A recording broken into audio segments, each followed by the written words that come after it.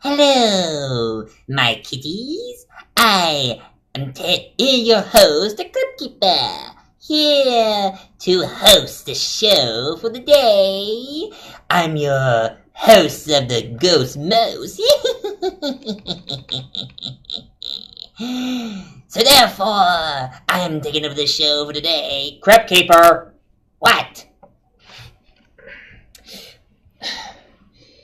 Hey everyone.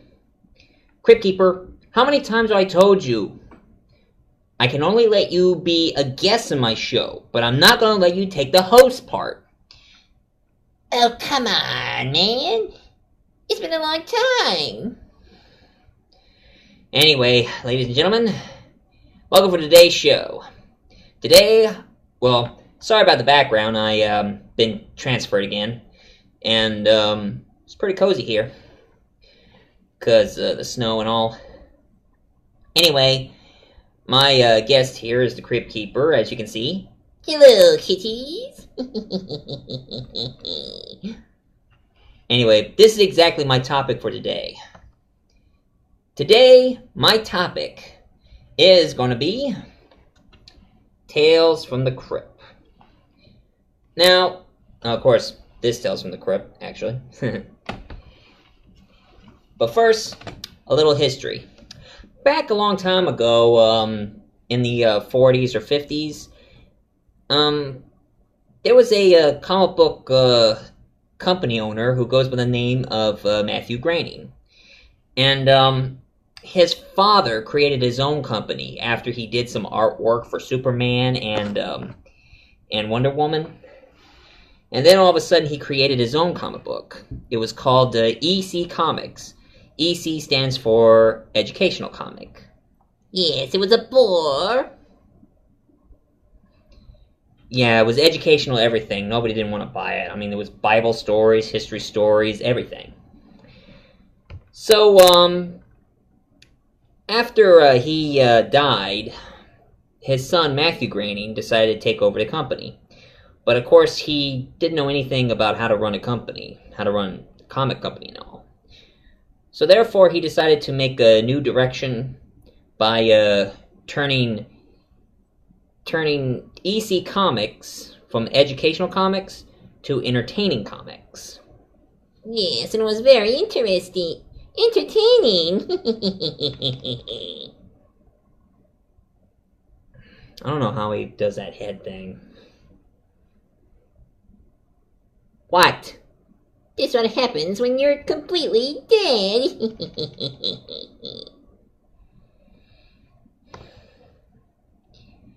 Well, get to the history. Get on with it. Okay. And, of course, during the time that the comic books became a big sensation. And of course, Ray Bradbury, they gave him the rights to take some of his stories and made comic books out of them, and also gave him the rights for those comics. And to make a long story short, everybody were protesting against comic books, and of course there was a therapist who goes by the name of Victor Wortham, who thought that comic books were the cause of juvenile delinquency. Comic books, cause of juvenile delinquency? Well, I got news for this guy. I've been reading comic books all my life, and I don't think about doing something bad or becoming a juvenile delinquent or anything. I mean, it made Stephen King become a story writer. It made George Romero a movie director with his zombie films, and also made John Carpenter a film director. So they weren't a cause of juvenile delinquency. And of course, Victor Wortham also talked about Superman being fascist, Wonder Woman being a masochist or something like that, and also talking about Superman being homosexuals living together. It was stupid, very stupid. Anyway, sadly, the Tales from the Crypt comics, and of course there were other comics called Haunt of Fear, Vault of Horror, and Shocking Suspense Stories. they were no longer around anymore. But now, as the year goes by, back in 1972, they made this. I got a movie special, Tales from the Crypt and the Vault of Horror, filmed in England, but it was a pretty interesting story. You should watch this sometimes. It's really, really good.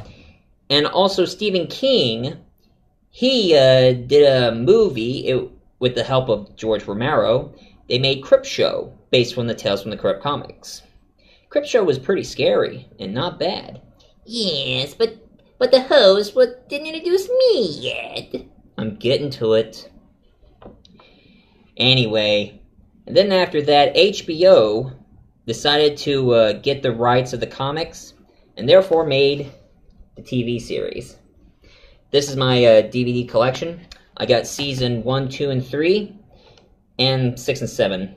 I don't got 4 and 5 yet. But sooner or later I'll get it and I'll have a whole set. Now the TV shows were the biggest they were the big success. And if somebody want to know what is my favorite episode, I would say I was in between The Reluctant Vampire and that Jim Corbin story.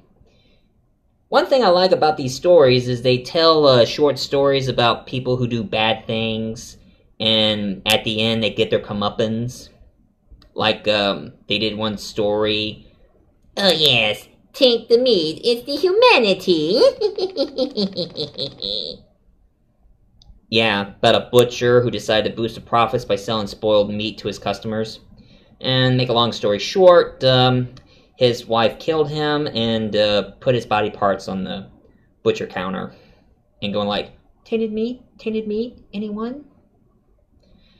Anyway, it was like an eye for an eye kind of story. That's what I like about them. It always makes me think that what goes around comes around. That's what I like about those stories. Shut up. Anyway, the TV series became a big sensation until the 7th season here. They made a deal with the British. So now Tales from the Crypt got British all of a sudden. All the British actors appeared in the show. Until the final episode, they made an animated episode. And it was more like one of the Tales from the Crypt stories. And it was really, really good. And of course, there were kids who always liked Tales from the Crypt, so they decided to do a Tales from the Crypt cartoon series called Tales from the Cryptkeeper. Not to be confused with Tales from the Crypt, just Tales from the Cryptkeeper. And I did the voice of myself. Anyway, and of course they did a game show called Tales from the Crypt for kids to play in. It was like a interesting game show, what to do. And then all of a sudden, Tales from the Crypt decided to do 2 movies. And I got here one called Demon Knight, starring Billy Zane as a demon who raised a demon from heck in order to get the Bordello of Blood. And of course, the second one is called, well, Bordello of Blood. Bordello of Blood, starring Dennis Leary, was a story about a sleazy private investigator who kept on trying to find missing people, and little did he know that it's overrun by vampires involved. Had a lot of nudity in it, but I didn't care much about nudity. I just focused more on the story. And all in all, Tales from the Crypt still goes on even to this day. Indeed, that's why I'm here. Will you get out of my... Hey! You said I can take over. No, I just want you to be my guest. Fine then. Well, this is the Cryptkeeper saying toodaloo. And this is Michael Grimm here telling you thank you for watching my show and stay tuned for more. And we won't be seeing any more of him. I only had you here because I'm doing Tales from the Crypt. And then I'll be doing others. Well, for the night, boils and ghouls.